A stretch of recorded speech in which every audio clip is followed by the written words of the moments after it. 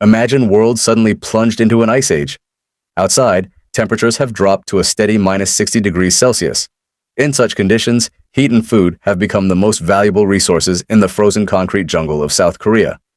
The survivors initially tried to survive together, but quickly realized that there weren't enough resources for everyone, and then a real war broke out in the cold corridors of apartment buildings.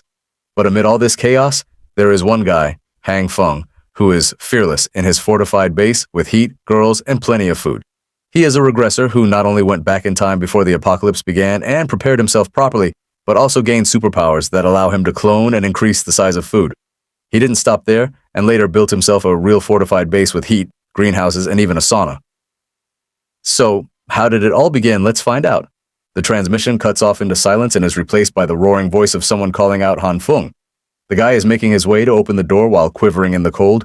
Peeping through the hole, he discovers that it's actually his crush, Hyona, who can't stand being in the cold and can barely talk. He opens the door without hesitation to see if she's doing all right and quickly invites her inside. In an unexpected turn of events, Hyona leaps up to kiss him. Much to Han Feng's shock and amazement, she's out here putting an effort in the kiss because by the end of it, bro is at a loss for words and can't describe what's gotten into her all of a sudden.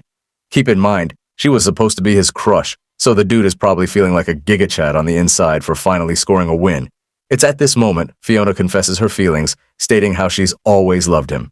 After descending balls deep into a terrifying apocalypse, she has begun to understand that someone like him truly cares about others. To sell her point even more, Fiona makes him touch her body so that he can sense her racing heartbeat, stating that she's ready to do anything with him. And yes, that's the honey trap that our guy ends up falling for.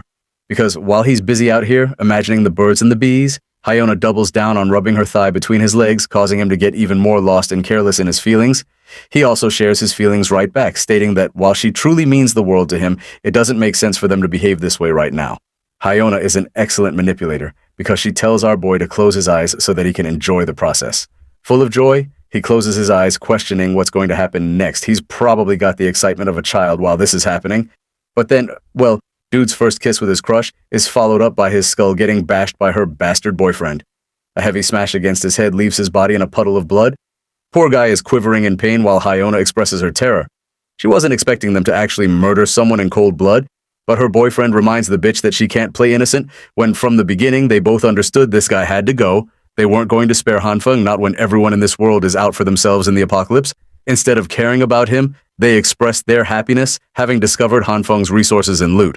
As for the nice guy who tried to show someone kindness, well, he's eating shit right now, drenched in his own blood and unable to move. The clinging of death succumbs to him, and the last thing he sees is Hyuna getting excited with her man. His demise happened all because of one ruthless woman's planning, so in his final moment, he makes a vow. If he's given a second chance, he's going to stop being someone else's toy to be used and discarded. As his consciousness fades to black, the terrifying feeling is replaced by a shimmer warm light, drawing him near and near. At first, he thinks it's a way for him to get into heaven, but then his innocent expectations are tarnished as his spiritual body experiences a world of pain and bursts into 100 pieces. By the end of that traumatizing sequence, he jolts up awake from his bed. His face is full of sweat, and he questions his surroundings. Han Feng was just fading away just a few seconds ago, and now he's okay? It's not just that he's fine. The world is fine too. There's no signs of an apocalypse. The sun is warm even after 30 minutes of waiting. It's the kind of warmth that he never expected to see again. From the calendar, Han Feng checked and learned that today was June 28th. The date of the apocalypse in the original timeline is supposed to start on July 15th. This means that he had a post-death regression that led him to arrive back in time just a few weeks before the apocalypse. The feeling of shock, amazement, and confusion all show up on his face. He clearly wasn't expecting to be reborn, but this time, he's returned with a few changes. Let's talk about that glowing red hand for a second. Ever since Han Feng regained consciousness, this guy's hand just can't stop glowing red. He tries waving it off, and yet nothing happens. To describe the sensation, the glow feels warm and it doesn't hurt or anything. At first, he thought that his mind was playing tricks on the guy, but then Han Feng sneezed out of nowhere, leading to yet another intriguing development. The same hand that was red a second ago is now glowing a bright green, adding even more to his confusion. But there's a difference this time because Han Feng actually loses control of the magnitude of his glowing power, causing it to get even bigger. In a state of hurry and panic, he stands there, looking lost at his newfound problem. The radiating glow out of nowhere starts shrinking in his hand. The behavior of the glowing effect is odd and different from the red one. Taking a seat, he expresses his sudden drop in energy. Yeah. Ever since the green one activated, his body has been more drained than ever. Frustratingly waving his hand in anger, Han Feng comes to a sudden realization. This is exactly happening just like those awesome manhwa stories he likes to read. In the same fashion, the main character is reborn, and this time with overpowered abilities. So, in order to test his own, bro pulls out a damn knife hoping for some miracle to happen, but funnily, nothing goes his way as the blade doesn't react and he's standing there looking like a clown. Not to mention his tummy is grumbling because of the energy loss he experienced. Checking his fridge turns out to be a waste of time because there's just nothing in there. The situation is growing more troublesome for him than he thought. He has to eat at least something or he's going to risk going unconscious again. An idea comes to mind when he spots a jar of roasted soybeans, the only snacks that could be feasibly used in the apocalypse. Even though it's not a proper meal, it's filling enough for now. Reaching for one of the beans, he pops one in his mouth. But the moment he does that, the soybean explodes into a fully grown bean plant. His radiating, glowing green hand is gone, and so is his exhaustion. Han Feng doesn't get if it had something to do with the soybeans or if it's something he did.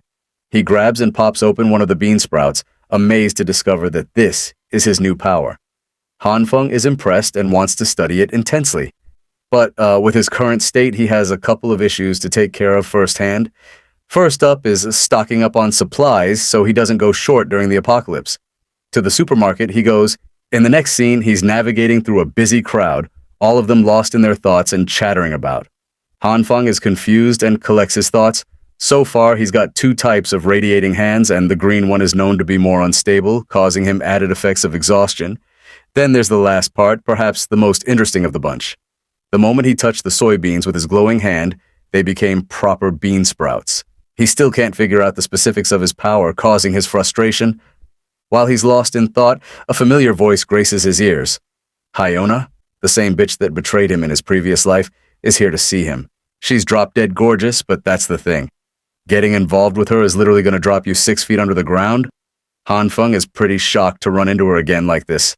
A little more background on his crush. Lee Hyuna has been his long-lost crush for 3 years straight. He played every trick in the book to get her to like him back, but deep down, our boy knew he was just a backup, if anything. And now, after what happened to him, after the way she deceived him and got him murdered in cold blood, he's pissed.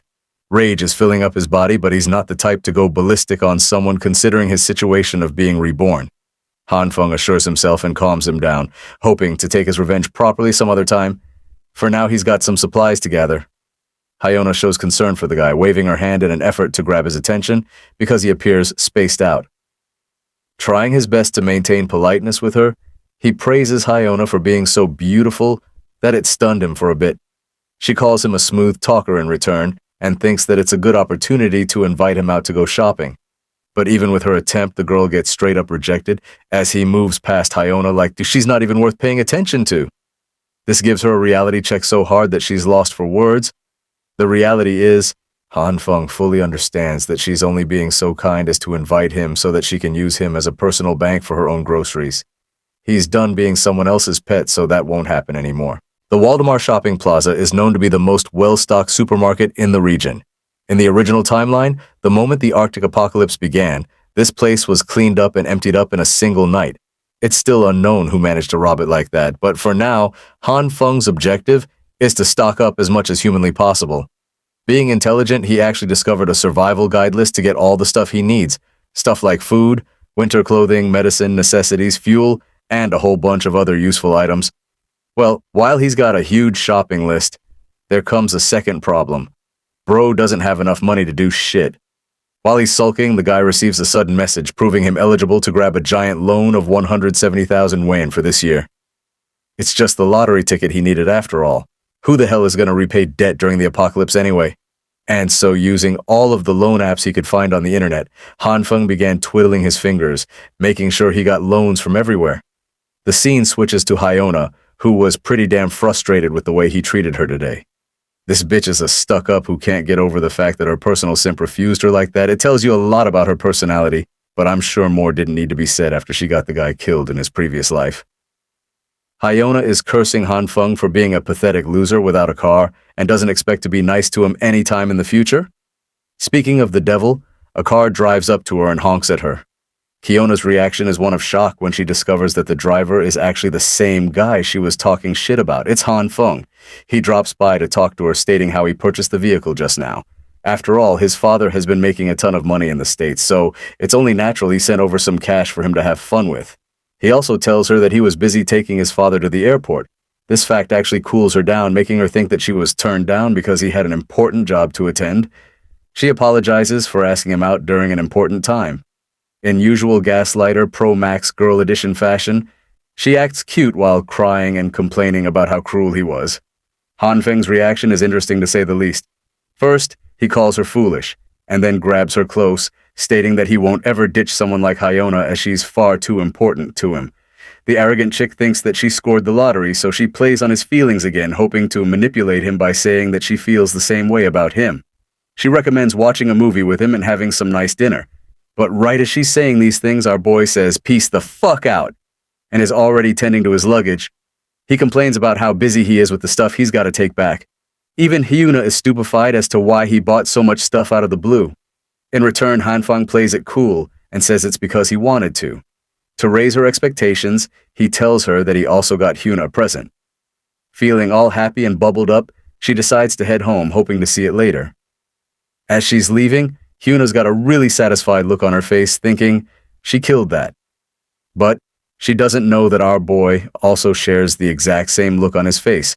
They're both manipulating the other, and it just so happens that he is never going to let out the secrets of his stockpile. It's the one ticket he's got of surviving this damned apocalypse. When that moment comes, when the world sinks into despair and destruction, Hanfeng fully intends to take his revenge on the bastard who killed him as well as Hyuna. He also confesses that it's making him eager to enjoy the apocalypse this time. Yeah. Something tells me Hyuna's about to eat shit, and it's going to be really damn satisfying when that happens. The day of the apocalypse is only 2 weeks far. That day, immense heavy snow will cover the planet, and the temperatures will drop close to negative 20 degrees Celsius. Over the course of the next month, all temperatures will experience a gradual drop, reaching the likes of negative 70 degrees, and the world will be fully covered in snow. Going outside will become physically impossible, and that's the reason food is so important. He's brought all the stuff back to his apartment, fully packing it with proper covering so that no one suspects him of hoarding supplies. For the most troublesome supplies, he's going to make sure to move them at night when no one's around. Speaking of the apocalypse, a secondary issue will come in the form of power supply. With its instability, fuel is going to be necessary. And it just so happens that Hanfeng has purchased a year's worth of fuel to make sure nothing goes wrong. To combat his next problem, he knows that the heating systems cannot function anymore, so he brought a construction crew to alter his house properly, adjusting it so that everything is reinforced and resistant against the apocalypse to come. Finally, he's made up a dedicated room for supplies and inventory so that nobody suspects him and that he can access anything whenever he wants. By the time he wrapped up all of his preparations, July 14th was already upon him. Now there was only 1 day left before the temperature annihilated itself to an uncontrollable degree. With all of his preparations finished, the final item on his checklist is to study his superpower. In order to get out of this winter apocalypse without freezing to death, even Hanfeng knows that relying on his supplies won't be enough for him to survive, and it's here when his plant-based powers will come into play as a beacon of hope.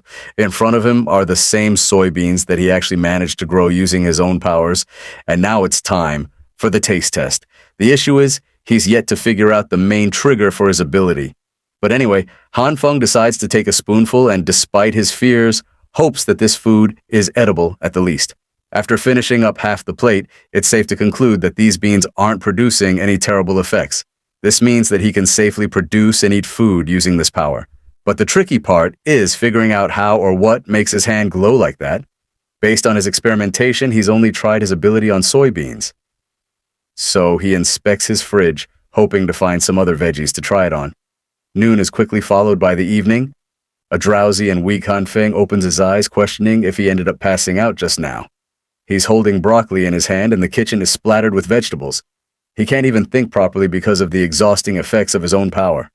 That's the only drawback so far.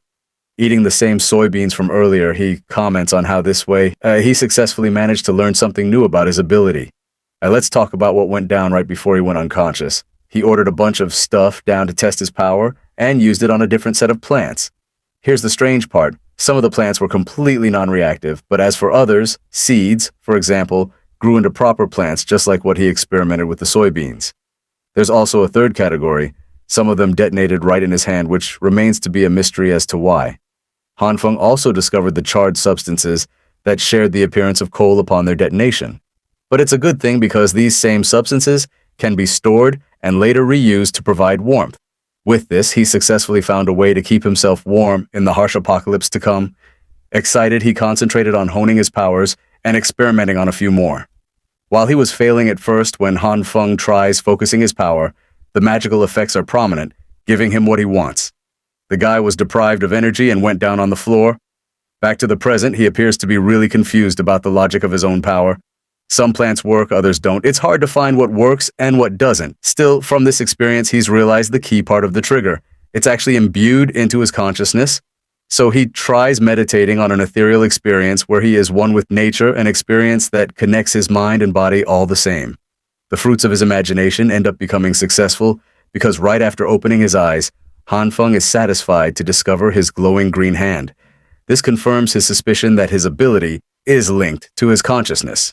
To test it out even more, he tries his ability on a bunch of meat for good measure. Poor guy finds himself disappointed when it doesn't work on meat because that would mean he's got to live off of plants for the rest of his life. Even after concentrating and begging his powers to work, nothing happens. This makes him question his thoughts again. Remember his meditation technique? When he does that, he experiences two unique colors, one being red and the other green. And so far, he's only experimented with green, so this time he closes his eyes shut, hoping to connect his mind to his second ability. To his shock, his hand starts glowing red and affects the meat, turning it into a disgusting spiky blob that is barely recognizable anymore. Feeling so disgusted by the effects, he tosses the meat on the ground and approaches it slowly for another inspection. Hanfeng pinches the meat and then grabs it again, questioning if the meat reacted to his red radiating light. It also seems like the meat was cooked properly, which begs the question if the red light is only responsible for heating stuff up. Inspecting his hand again, he starts to realize something. It's not that the meat was cooked. It's the opposite. This thing is actually reverting back to a process of disintegration. From this revelation, he's found a discovery.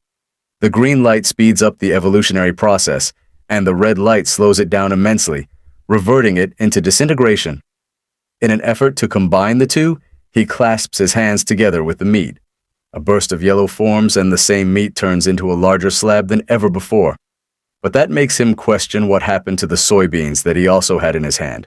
They disappeared, which probably means they merged with the meat in some way. Hanfeng is really amazed by the output of his own powers, as after further inspection, he comes to the conclusion that the meat is the freshest he's ever seen. He's excited and wants to try it out one more time, but his luck isn't so kind to him because bro ends up failing so bad that everything turns to black. He's slamming his hands on the floor in frustration, but eventually settles with patience. There's lots of time for him to experiment with his powers. He's happy that he got to make a whole bunch of different discoveries in just one day. If only he can master this ability to its fullest. Bro thinks he's going to become Superman and stand at the top of the world, but then the idiot realizes that food isn't the only thing that's necessary to save his life. Right now, he needs a weapon to protect himself from other humans. Right as he's thinking of going out to buy a weapon, the realization dawns on him. The apocalypse has begun. Just like last time, the world is experiencing an absurd amount of snow in July. He goes out regardless, believing that it's necessary to find a gun before temperatures reach negative 45 degrees. At the same time, he can't exactly buy a gun when it's illegal in the country. As he's busy in thought, he sees a broccoli hair punk ranting about how he's the younger brother of Lao Wang from the Shigang leader group. You know, the typical my brother's got more money than you tactic for winning petty arguments. Hanfeng actually recognizes this clown from somewhere thanks to his shitty fashion style and all. The funniest shit is how the people have decided to dub a name for this guy, calling him Homeless Joe. Let's talk about Li Ji, or Homeless Joe, who lives in the same neighborhood as him. The guy's known to be a contractor who has networks with everyone around. People come around asking him what's up and what's going on, and he acts like he's the busiest dude in the block about how he's so busy dealing with his projects with his big brother, and bro doesn't even have a job, and he's always seen whining on his phone, pretending like he's got millions and millions on a project to spend some time on. Seeing this guy, Han Feng wonders if the idiot can help him get the weapon he needs. He greets Homeless Joe and pretends to know him for a while. So the thing is, this guy doesn't really know our boy at all. Han Feng pretends to be Shao Han, taking advantage of his pride and acting like they're long-lost friends who should remember each other. The homeless idiot gives into the bait and apologizes for not remembering, especially when he's got so much work to do. Han Feng checks his surroundings and quickly closes in on the punk, explaining his entire situation. When he's done explaining, Homeless Joe experiences a jolt of shock, questioning what the hell this dude needs a gun for. At this point, Han Feng is at a loss for words. Before he can even whip out a proper excuse, the blonde punk warns him that guns aren't something to be taken lightly because they're illegal. Even though he's got connections that can get him weapons, that doesn't mean Homeless Joe is in the mood to get into some kind of dangerous business. Han Feng clarifies his situation, stating that he needs it for self-defense because some people have a grudge against him. He talks about a made-up story of how he ran into a guy on his way to work. They were both on a bike, and that man carelessly spat in his face. Of course, it pissed him the heck off, so he confronted the clown and started beating the crap out of him for everyone to watch. After humiliating him, he left the man to his way. The man actually held a grudge and told him that he'd return with his buddies, and so, the very next day, Bro got destroyed by the entire gang. They were clowning on him and roughened Han Feng top to bottom. After that beatdown, he's been wanting to have a self-defense weapon to protect himself. Luckily, Homeless Joe is sympathetic for his story and makes a huge deal that spitting on someone is definitely a step too far. He thinks this kind of behavior should be punished, but Han Feng is starting to think that maybe this guy ended up missing the damn point of his complaining. Still, Homeless Joe wraps his arm around him like a guardian angel and promises to save the day. He's gonna make his call to his big brother, and everything will be sorted out. Han Feng is glad that things are going his way. Homeless Joe recommends they take the boss because his luxurious car is being serviced right now. Han Feng is okay with that, showing Homeless Joe that he's got a vehicle for them to work with. As they're driving their way, Homeless Joe is shocked and asks about the price of the car. Our boy reveals that it cost him $700,000, which appears to be a pretty good deal in his eyes. Bro is out here snapping pictures like he's some kind of Instagram heartthrob. The hilarious part is that he captions it as if the SUV is his own. Speaking of the big brother he talks about, his punks are out chilling with a fire, commentating on the absurd weather conditions. Han Feng's car stops by and Homeless Joe pops right out. The guy is out here acting smug and shit. The rest of his boys can't believe that Homeless Joe's got his own SUV now, and this guy is such a slimeball that he even tells them he bought it for $700,000 of his own pocket. Han Feng is left with the impression that Homeless Joe is seriously quite bold for saying something like that in front of the owner of the vehicle. In the next scene, the punk brings Han Feng to his boss. As you can guess from a gang leader, dude's got tattoos all over his body. He's displeased to see his brother here and immediately shows the blonde punk the door. To that, Homeless Joe puts all the pressure on Han Feng, stating that his friend over here wants to buy a gun. The gang leader is surprised at first and gives our boy a mean-ass look. Han Feng is terrified, while the boss is a bit annoyed that they came all the way here in search of one lousy gun instead of something more interesting by comparison. The boss tells his lackey to fetch a handgun, which is tossed over to Han Feng for a price of $6,000. However, our boy isn't in the mood to play around with tiny dick pistols. Nah, he's here planning to go full John Wick mode and requests a longer weapon with a scope. The boss is alarmed by the kid's audacity and confronts him for demanding a goddamn sniper rifle. He reminds Han Feng that he isn't here in a position to negotiate or search around as if this were his own shopping mall. Yep, the boss is a stuck-up guy who is going angry for no reason. That's where Homeless Joe and his stories come to the front. He whips another one of his stories again. This time, it's about Han Feng's wife, who cheated on him 3 times. By the end of that storytelling session, the boss throws up a furious tantrum, feeling rageful on our boy's sake. The ridiculous stories are movie material from the looks of it. Anyway, the boss agrees to the request of a sniper rifle at last, stating that it's still going to take a few days. Han Feng is grateful that his request is being tended to. Cheng Ji, the underling, is told to arrange a semi-auto for him as well.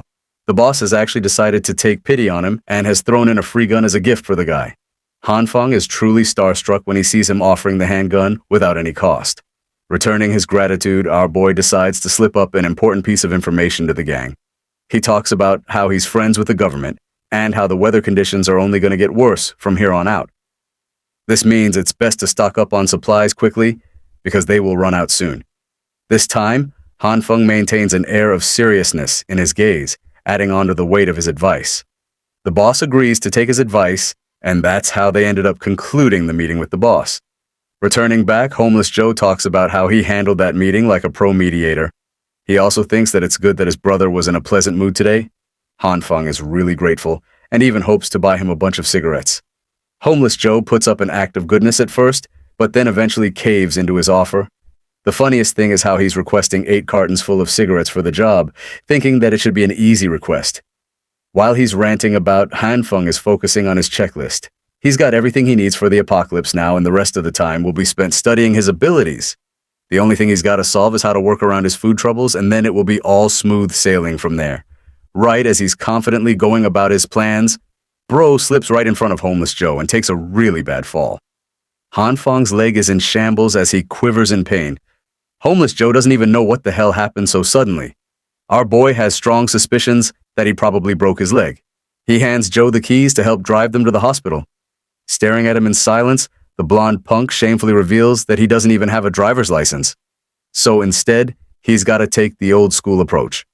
The punk tries to help our boy lean on his side, but the scene is so damn depressing that Han Feng orders a taxi to avoid the torture.